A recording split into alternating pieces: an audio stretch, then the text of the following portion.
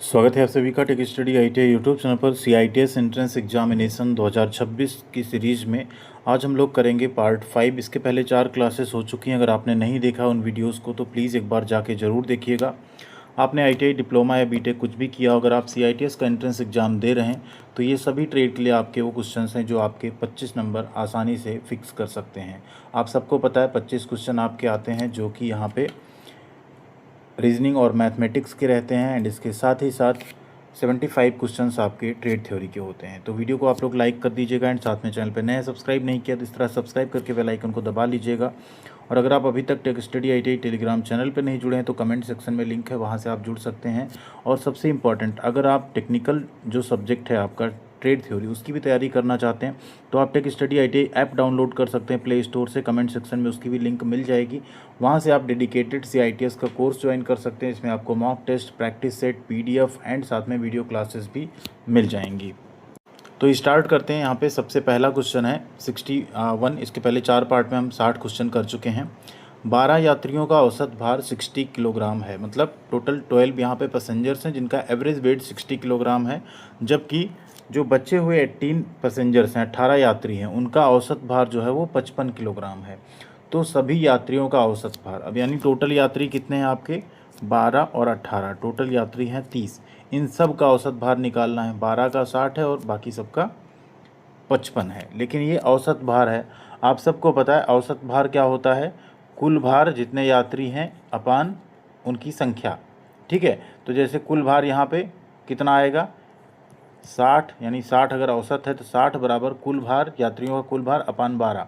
तो अगर इन 12 यात्रियों का कुल भार निकालें तो यहाँ पे टोटल कितना हो जाएगा, 12 को 60 में मल्टीप्लाई कर दो 720। ठीक है, अगला कह रहा है 18 यात्रियों का कितना है 55 किलोग्राम। तो इन जो 18 यात्री हैं अगर इनका हम यहाँ करें पैसेंजर, यहाँ P18 कर लेते हैं। ठीक है, इसको हम लोग कर लें यहाँ पे P12, मतलब 12 यात्रियों का टोटल भार 720 है। 18 यात्रियों का अगर टोटल निकालेंगे तो 55 किलोग्राम एवरेज आ रहा है, 18 से मल्टीप्लाई कर देंगे तो 55 × 18 अगर आप करेंगे तो आपको मिल जाएगा 990। ठीक है, अब टोटल भार कितना होगा 18 यात्रियों का प्लस 12 यात्रियों का, मतलब 990 और 720 अगर आप जोड़ दें तो ये टोटल भार होगा। ये कितना आ जाएगा 1710। ठीक है, अब इसी का आपको एवरेज निकालना होगा। कुल यात्री कितने 30, तो अगर 1710 को हम लोग क्या करें 30 से भाग दे दें तो कितना जो आएगा वही आंसर आपका हो जाएगा। 3 का 17 में अगर आप ले जाएंगे तो 5, ठीक है, 2 3 7 21, 57 किलोग्राम। ठीक है, यानी कुल यात्रियों का अगर हम यहाँ पे औसत भार निकालें तो वो कितना आ जाएगा 57 किलोग्राम, 57 kg यहाँ पे आपका राइट आंसर हो जाएगा। अगला क्वेश्चन देखते हैं। ये तो बहुत ही सिंपल, आप इसको यूँ लगा देंगे 1 से 2 सेकेंड में। सोनी, मोनी और टोनी को क्रमशः 2400 रुपये जो हैं मिले हैं, को रुपये 2400 2:3:5 में बांटे गए। तो सबसे अधिक धन किसको मिला, ध्यान दीजिए 2:3:5। अब यहाँ पे सबसे बड़ा अनुपात जिसका है ना, सबसे ज़्यादा धन उसी को मिला है।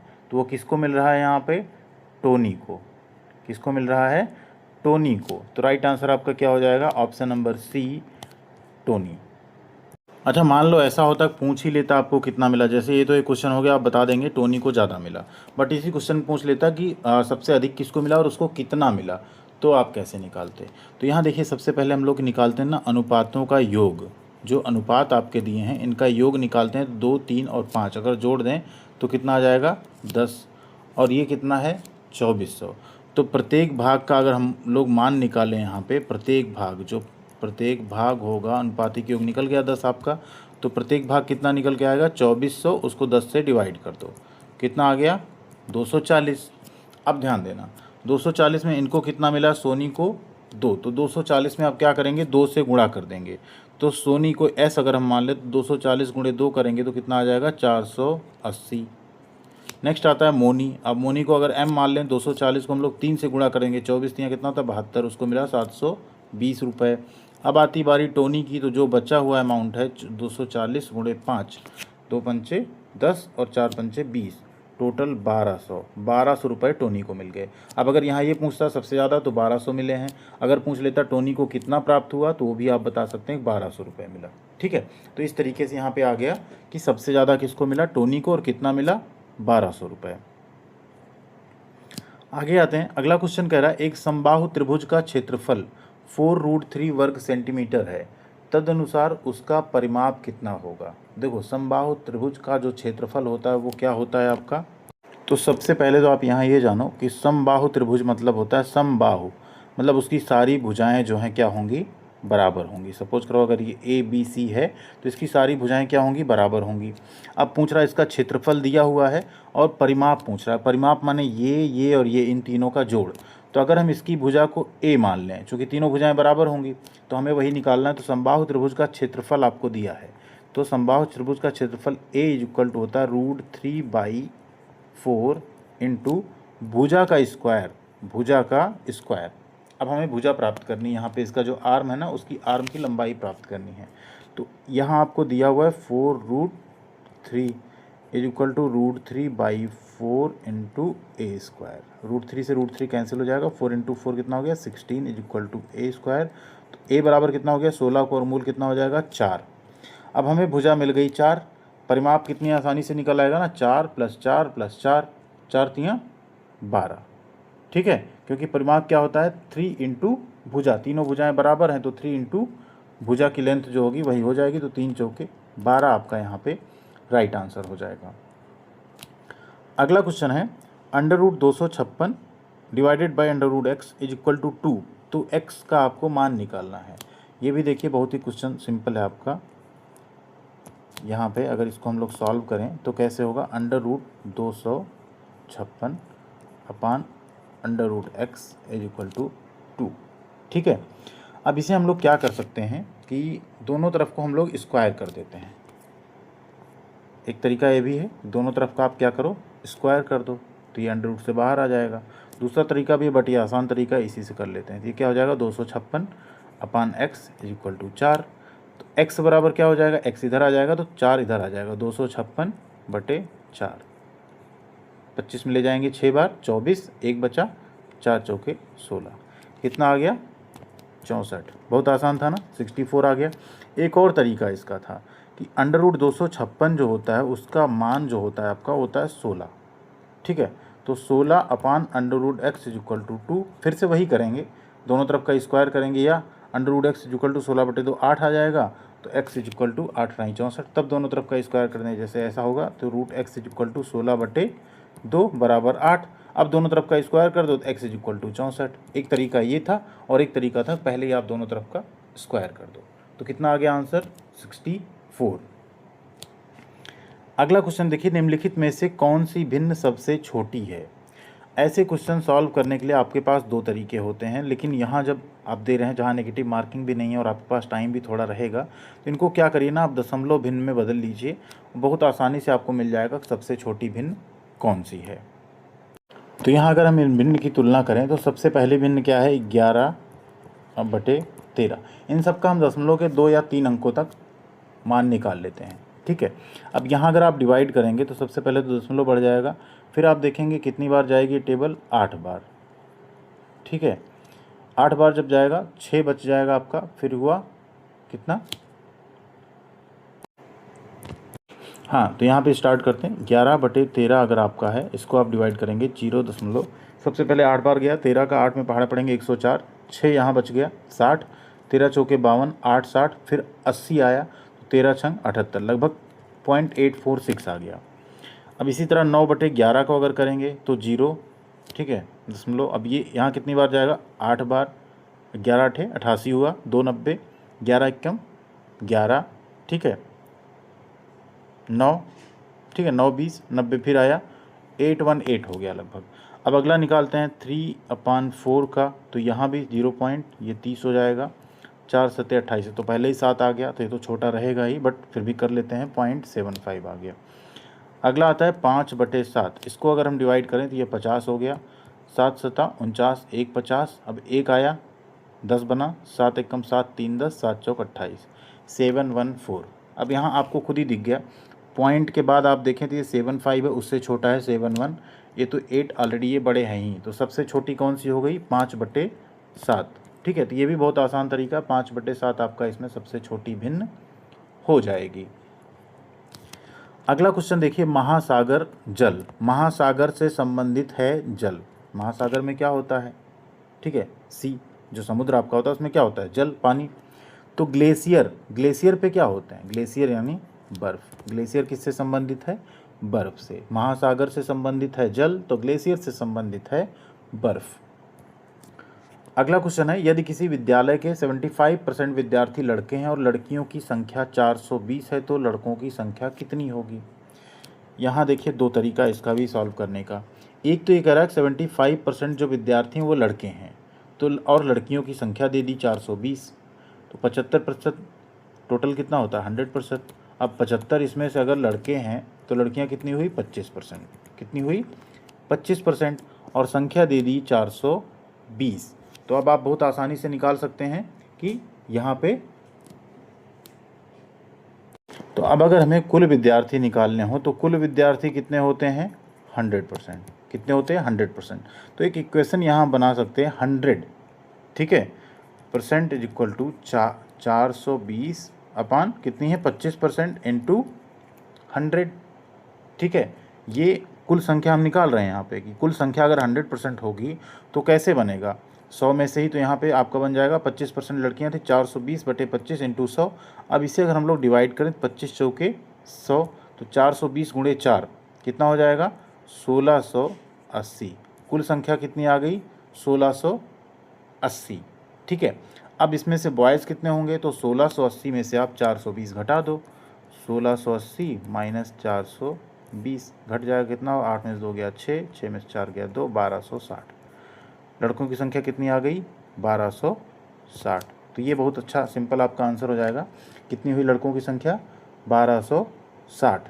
या इसी में एक दूसरा तरीका भी आप लगा सकते हैं, जैसे कुल संख्या कितनी आई 1680, अब लड़के कितने परसेंट से 75, तो 75 बटे 100 कर दो। थोड़ा सा कॉम्प्लिकेटेड हो जाएगा बट ये भी आपका निकल जाएगा, तब भी आपका 1260 ही आएगा। अगला क्वेश्चन है, भिन्न 2/5 को प्रतिशत में व्यक्त करें। ये बहुत आसान सा है, प्रतिशत में आपको व्यक्त करना है, 2/5 गुणे 100 करना है आपको, 5 गुणे 20 100 हो जाएगा, 20 दूनी 40%, कितना आ गया 40%, ठीक है। किसी भिन्न को प्रतिशत में बदलना मतलब उसमें 100 से आप कर दो गुणा, तो कितना परसेंट आ गया यहाँ पे राइट आंसर आपका 40%। 2/5 क्या है 40%। अगला क्वेश्चन है, ए क्यूब प्लस बी क्यूब, ये A cube plus B cube है, A3B3 मत पढ़िएगा, बराबर क्या होगा। तो ये तो एक तरह का फॉर्मूला ही, इसे आप लोग याद कर लीजिए। A cube plus B cube equal होता है A plus B in bracket फिर A square minus A B plus B square. अच्छा, उसी जहाँ अगर ये A cube minus B cube होता तो क्या हो जाता, तो आपका हो जाता, याद रख लीजिएगा, ए प्लस बी, और यहाँ दूसरा जो आपका रहता ए स्क्वायर, ठीक है, प्लस, सॉरी यहाँ ये माइनस रहेगा सबसे पहले, ए माइनस बी, और ये ए हो जाता ए स्क्वायर, इसमें सब कुछ आपका प्लस हो जाता, plus A B plus B square, ठीक है। तब आपका ये फार्मूला बन जाता, अगर A cube minus B cube होगा A minus B A square plus A B plus B square, but अगर A cube plus B cube है A plus B A square minus A B plus B square, ये आपका बनेगा formula यहाँ पे। अगला question है देखिए, 15 आदमी प्रतिदिन 8 घंटे कार्य करके किसी कार्य को 20 दिन में पूरा करते हैं। 12 दिन में कार्य पूरा करने के लिए 20 आदमियों को प्रतिदिन कितने घंटे काम करना पड़ेगा। इसमें एक बहुत सिंपल फार्मूला होता है, वो अगर आप लोग लगाएंगे तो आप बहुत आसानी से इसका सॉल्यूशन जो है निकाल पाएंगे। यहाँ सबसे पहले हम आदमी मतलब मान लेते हैं मैन, M1, ठीक है, 15 आदमी हैं, इनटू प्रतिदिन कितने घंटे काम कर रहे हैं 8 घंटे, इसको मान लेते हैं H1, इनटू कितने दिन में पूरा कर रहे हैं 20 दिन में D1, ठीक है, इज इक्वल, अब चूंकि काम सेम है, बस आदमी बढ़ रहे हैं, दिन बढ़ रहा है, हमें घंटा निकालना है कितने घंटे काम करेंगे। तो काम जब भी जो आदमी काम करते हैं, एक आदमी काम किया 1 घंटे 1 दिन में, तो कितना हुआ 1 घंटे, मतलब 8 घंटे काम करेगा तो 8 घंटे के बराबर होगा, 15 आदमी करेंगे 15 8 120 घंटे हो जाएगा 1 दिन में। तो इसी तरीके से जो पूरा काम होगा वो कैसे बटा हुआ है, इतने आदमी इतने घंटे इतने दिन कर रहे हैं तो काम पूरा हो जा रहा है। तो अगला हम लोग यहाँ क्या कर देते हैं, M2 into H2 into D2, इसमें वैल्यू रख देते हैं। M1 कितनी है 15, H1 कितनी है 8, D1 कितना है 20, 15 आदमी 8 घंटे 20 दिन, ठीक है।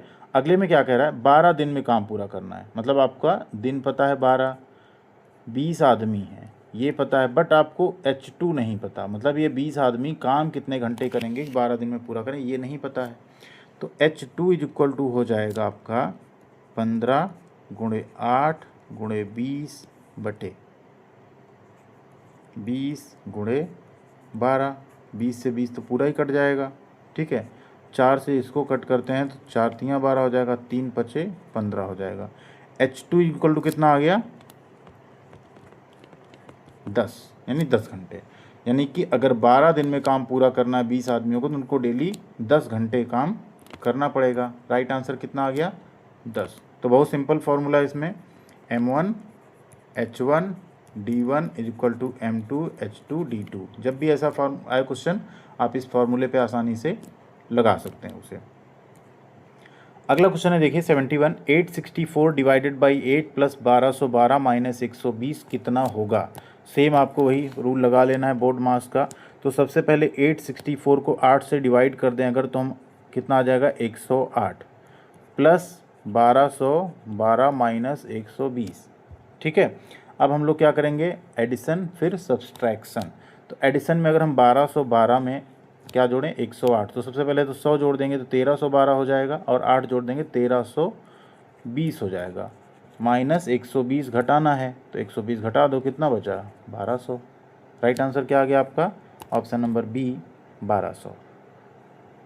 नेक्स्ट, एक आयत की लंबाई, आप लोग प्लीज़ वीडियो को लाइक ज़रूर कर दिएगा, बिना आपके लाइक के वीडियो कहीं कहीं पहुंच भी नहीं पाएगा सब तक, तो आपका लाइक बहुत ज़रूरी है और चैनल को सब्सक्राइब भी ज़रूर कर लीजिएगा। एक आयत की लंबाई दी है 64 मीटर और चौड़ाई दी है 12 मीटर। आयत का क्षेत्रफल निकालना है। इससे आसान क्वेश्चन आपको नहीं मिलेगा। आयत क्या होता है, जिसकी आमने सामने की भुजाएं बराबर होती हैं। लंबाई है 64 और चौड़ाई है 12। आयत का क्षेत्रफल होता है L इंटू बी, लंबाई गुणे चौड़ाई, और आयत का परिमाप होता है पेरीमीटर होता है 2 इंटू एल प्लस बी। ऐसा फॉर्मूला याद रखिएगा। 64 को आप 12 में मल्टीप्लाई कर दो, जो आएगा वही आपका आंसर है। 12 को 4 में ले जाएंगे 48, 4 आए 12 छंग 72, 4 76, 768 मीटर स्क्वायर आपका यहाँ पे राइट आंसर है। नेक्स्ट है क्वेश्चन, प्रीति का अरुण नामक पुत्र है, राम प्रीति का भाई है, नीता की भी टीना नामक पुत्री है, नीता राम की बहन है, अरुण का रीमा के साथ क्या संबंध है। थोड़ा सा घूम गया होगा दिमाग, बट थोड़ा आप यहाँ पे समझेंगे ना तो अभी आपको एकदम क्लियर पिक्चर दिख जाएगी कि क्या रिलेशन बन रहा है। प्रीति का अरुण नामक पुत्र है, प्रीति का अरुण नामक पुत्र है, ठीक है। राम प्रीति का भाई है। अब राम जो है वो क्या है, प्रीति का भाई है। ये क्या हो गया सन, राम क्या है यहाँ पे भाई है। नीता की भी टीना नामक पुत्री है। अब एक नीता करके हैं, उनकी भी क्या है एक डॉटर है जिसका नाम क्या है टीमा, ठीक है। नीता भी क्या है राम की बहन है। ध्यान देना, यहाँ राम जो है प्रीति का भाई था और नीता राम की बहन है, तो यानी ये तो कॉमन हो गया ना, राम जो है इसका भी भाई है, इसका भी भाई है। अब यहाँ पूछ रहा है अरुण का रीमा के साथ क्या संबंध है। ध्यान दीजिएगा, अरुण का रीमा, यहाँ ये एक्चुअल में क्या पड़ता है, टीमा ना होके रीमा है, इसको ध्यान दीजिएगा। ये क्या है रीमा। अब नीतू की बेटी है रीमा और प्रीति का बेटा है अरुण, तो अरुण का रीमा। अब ये और इन दोनों का भाई क्या है राम, यानी ये दोनों आपस में क्या हो गई बहनें हो गई। तो ये बहन की बेटी हुई और ये बहन का बेटा, तो ये क्या हुई, ये इनकी हो गई मौसी, अरुण की हो गई मौसी। यानी आपस में अरुण क्या हुआ रीमा का मौसेरा भाई। दो ये आपस में बहनें हुई, ठीक, तो यानी इनके बच्चे जो होंगे उनकी ये मौसी कहलाएंगी, तो वो कैसा हुआ मौसेरा भाई, यानी कजिन या मौसेरा भाई आपका राइट आंसर हो जाएगा। अगला क्वेश्चन है, यदि एक नगर की जनसंख्या 64,000 हो और उसमें 10% वार्षिक वृद्धि होती हो तो 3 वर्षों बाद उस नगर की कुल जनसंख्या कितनी हो जाएगी। बहुत सिंपल है, यहाँ आपको दर पता है, टाइम पता है, बस आपको निकालना है 3 वर्षों बाद उसकी जनसंख्या होगी कितनी। तो इसको सॉल्व कर देते हैं। जैसे आप लोग चक्रवृद्धि ब्याज निकालते हो ना, वही सेम फार्मूला यहाँ लगेगा। एज इक्वल टू क्या हो जाएगा, P इंटू 1 प्लस R अपान 100 की पावर n। ए आपका एक तरह का मिश्रधन, यानी 3 साल बाद की जनसंख्या होगी। P आपको पता है कितना है 64,000। 1 प्लस आर आपको पता है 10/100⁻3। ठीक है, एक जीरो कट जाएगा आपका। अब यहाँ बच गया 64,000 गुणे ये 10 एकम 10 एक 11, 11 गुणे 11 गुणे 11 बटे 10 गुणे 10 गुणे 10। क्यों? क्योंकि यहाँ पे 3 पावर थी, 1 2 3, 1 2 3। अब 11 11 11 का आपस में मल्टीप्लाई कर लो, उसको 64 से आप डिवाइड कर दो। ठीक है, हो जाएगा, आंसर आ जाएगा आसानी से। तो ए इक्वल टू क्या हो जाएगा 64 गुणे 11 का 3 बार आप अगर करेंगे, 11 का जो क्यूब होता है उसकी वैल्यू होती है 1331। कितनी? 1331। अब 1331 को आप 64 में मल्टीप्लाई अगर करेंगे तो आपको मिलेगा 85,184। कितना मिलेगा? 85,184। ये आपका राइट आंसर हो जाएगा। नेक्स्ट क्वेश्चन 120 और 125 का मासा माने क्या होता है? महत्तम समापवर्तक। ठीक है, HCF जिसे कहते हैं वो निकालना है आपको। मासा माने होता है HCF, हाईएस्ट कॉमन फैक्टर। अगर यहाँ लासा होता तो उसको हम लोग बोलते हैं LCM, लीस्ट कॉमन मल्टीपल जिसे कहते हैं। तो 120 और 125 इनको हम लोग क्या करें, इनका हमको निकालना है हाईएस्ट कॉमन फैक्टर। डिवाइड करना शुरू करते हैं अगर, तो 60 और 125, 2 से फिर 30 125, 2 से 15 और 125। अब यहाँ 3 से जाएगा तो 5 और इसमें तो जाएगा ही नहीं, तो ये 125 बना रहेगा। इस तरीके से आप यहाँ इसको डिवाइड करते जाएंगे, बनाते जाएंगे। अब ये 5 से जाएगा तो 5 एकम 5 25 आ गया। अगेन 5 से जाएगा 1 एंड 5 आ गया। फिर से 5 से गया 1 1 आ गया। अब यहाँ हाईएस्ट कॉमन आपको निकालना है मल्टीपल, मतलब हाईएस्ट कॉमन फैक्टर आपको निकालना है 2 3 और 5। तो कितना आएगा यहाँ पे? ये एक्चुअल में LCM का तरीका हो गया, बट इसमें भी अगर आप देखेंगे जो गुणनखंड बनेगा, आप देखें तो सिर्फ 5 ऐसा है, जो 125 है वो सिर्फ 5 से डिवाइड हुआ है, और 2 में भी एक बार सिर्फ 5 आया है, तो 5 ही यहाँ पे कॉमन है। तो हाईएस्ट कॉमन फैक्टर ही 5 ही हो जाएगा एक्चुअल में। इसका गुणनखंड अलग अलग करते हैं एक्चुअल में, उसमें देखते हैं कॉमन क्या हमने एक साथ कर दिया। यहाँ पे 120 का आप अलग करो और 125 का आप अलग करो। जब आप 120 का करेंगे गुणनखंड तो आप देखेंगे 2 से आप डिवाइड करते जाएंगे 30 आएगा, फिर आप 2 से करेंगे 15 आएगा, फिर आप 3 से करेंगे तो 5 आएगा, फिर आप 5 से करेंगे तो 1 आएगा। लेकिन उसी यहाँ 125 है, सीधे 5 से होगा तो 25 आएगा, फिर 5 से होगा तो 5 आएगा, फिर 5 से होगा तो 1 आएगा। तो 5 ही ऐसा है जो दोनों में क्या है, कॉमन है, हाईएस्ट कॉमन मल्टीपल फैक्टर जिसे कहते हैं। तो इसका मासा क्या हो जाएगा? 5 हो जाएगा। ठीक है, राइट आंसर आपका क्या हो जाएगा? 5। यहाँ पे 120 और 125 का मासा कितना होगा? 5। अब आप लोग इसका लासा बताइएगा हमें 120 और 125 का कितना होता है कमेंट सेक्शन में। ठीक है, देखते हैं किसका कमेंट सही होगा। जिस पर कमेंट सही होगा उस पर हम लाइक और रिप्लाई जरूर करेंगे। Thank you very much. उम्मीद करते हैं वीडियो आपको पसंद आई होगी एंड आपको सारे क्वेश्चंस के आंसर सॉल्यूशन समझ आए होंगे। अगर आपको लगता है इसमें कुछ और सुधार किया जा सकता है तो वो भी आप कमेंट कर सकते हैं, उसको ज़रूर इसमें इंक्लूड किया जाएगा अगले पार्ट से। अभी आने वाले समय में आपके एग्ज़ाम से पहले हम इसमें करीब 15 से 20 पार्ट आपको कंप्लीट कराएंगे। 5 है, अब आपको डेली बेसिस पे एक एक पार्ट यहाँ पे मिलती रहेगी क्लास की। थैंक यू वेरी मच, ख्याल रखिएगा अपना। मिलते हैं अगली अपडेट के साथ अगले वीडियो में।